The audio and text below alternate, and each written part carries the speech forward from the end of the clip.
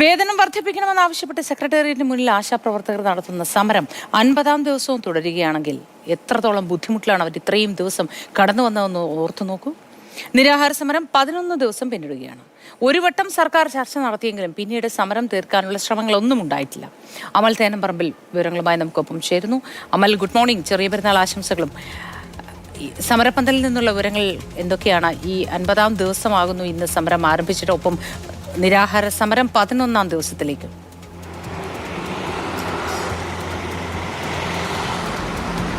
സമരം തുടരുകയാണ്. 50 ദിവസം മുൻപ് നമ്മൾ ഇവിടെ വന്ന് ഈ വാർത്ത റിപ്പോർട്ട് ചെയ്യുമ്പോൾ എങ്ങനെയായിരുന്നു ഇവരുടെ പ്രശ്നങ്ങൾ, പ്രതിസന്ധികൾ, ആ പ്രശ്നങ്ങൾക്കും പ്രതിസന്ധികൾക്കും ഒരു പരിഹാരവും കണ്ടെത്താൻ കഴിയുന്നില്ല. നിരാഹാര സമരമാണ് എങ്കിൽ ഇനിയിപ്പോൾ 12-ാം ദിവസമാണ്. 11 ദിവസം പിന്നിട്ടിരിക്കുന്നു. നമുക്ക് കാണാൻ കഴിയുന്നുണ്ട് ഇവിടെ ആളുകളുണ്ട്. ഇന്നിപ്പോൾ ഈ സമരം മറ്റൊരു തലത്തിലേക്ക് കൂടി കടക്കുകയാണ്. ഇവർ മുടിമുറിച്ച് ഒരു പ്രതിഷേധത്തിലേക്ക് കടക്കുന്നു. ഈ പറയുന്ന ചെറിയ പെരുന്നാൾ ദിവസം ഇവരുടെ നിരാഹാര സമരം നടത്തുന്ന രാജി അടക്കമുള്ള ആളുകൾ ഇപ്പോഴും ഇവിടെയുണ്ട്. നിരാഹാര സമരം തുടങ്ങിയിട്ട് ഇപ്പോൾ 12 ദിവസമായി. നിങ്ങളുടെ പ്രശ്നങ്ങൾക്കൊന്നും പരിഹാരം കണ്ടെത്താൻ കഴിയുന്നില്ല. 50-ാം ദിവസമാണ്. ഇന്നിപ്പോൾ എന്തൊക്കെയാണ് പരിപാടികൾ? നമ്മൾ നേരത്തെ പ്രഖ്യാപിച്ചതുപോലെ മുടിമുറിച്ചുള്ള പ്രതിഷേധമാണ്.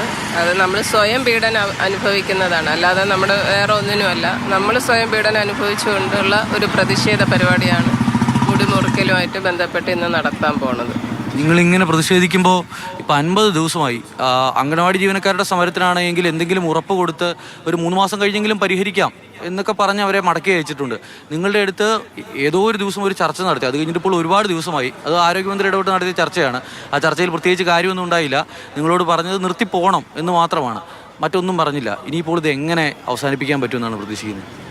നമുക്കിത് അവസാനിക്കാൻ പറ്റില്ല. ഞങ്ങളുടെ ജീവിത മരണ പോരാട്ടമാണ്. നമുക്ക് ജീവിക്കാൻ വേണ്ടിയുള്ള ഒരു ഇതിനാണ് ഞങ്ങളിവിടെ വന്നിരിക്കുന്നത്. അല്ലാതെ നമ്മുടെ ഈ പൈസ വാങ്ങി ആഡംബര ജീവിതം ജീവിക്കാനോ ഒന്നിനുമല്ല. നിർത്തിയ ജീവിതം നയിക്കാനുള്ള ഒരു വരുമാനത്തിന് വേണ്ടിയാണ് നമ്മൾ ഈ സമരമായി മുന്നോട്ട് വന്നത്.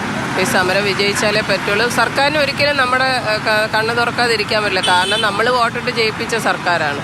സർക്കാർ ജനങ്ങളെ സേവിക്കേണ്ട ആൾക്കാരാണ്. അപ്പം നമ്മുടെ ഈ ആവശ്യം, ന്യായമായിട്ടുള്ള ഈ ആവശ്യം അംഗീകരിച്ച് തന്നേ നമുക്ക് പറ്റുള്ളൂ. സർക്കാരിന് അത് ചെയ്തേ പറ്റുള്ളൂ. സമരമിരിക്കുന്ന ആശാപ്രവർത്തകർ പറയുന്നത് ഇതാണ്. അവരുടെ ആവശ്യം അംഗീകരിക്കും വരെ സമരം തുടരുമെന്നുള്ളതാണ് വ്യക്തമാക്കുന്നത്. മറ്റ് 2 പേർ കൂടി നിരാഹാര സമരം തുടരുന്നുണ്ട്. 11 മണിയോടുകൂടി ഇവരുടെ മുടി മുറിച്ചുള്ള പ്രതിഷേധം ഉണ്ടാകും എന്നുള്ളതാണ് അവർ വ്യക്തമാക്കുന്നത്. മോത്തി, തീർച്ചയായിട്ടും അവർ സ്വയം പീഡനം ഏറ്റുവാങ്ങിക്കൊണ്ട് ഒരു സമരം എന്നതാണ് അവർ ഉദ്ദേശിക്കുന്നത്. അതുകൊണ്ടാണ് മുടി മുറിച്ചുകൊണ്ടുള്ളൊരു സമരത്തിലേക്ക് ഇവർ കടക്കുന്നതെന്നാണ് പറയുന്നത്.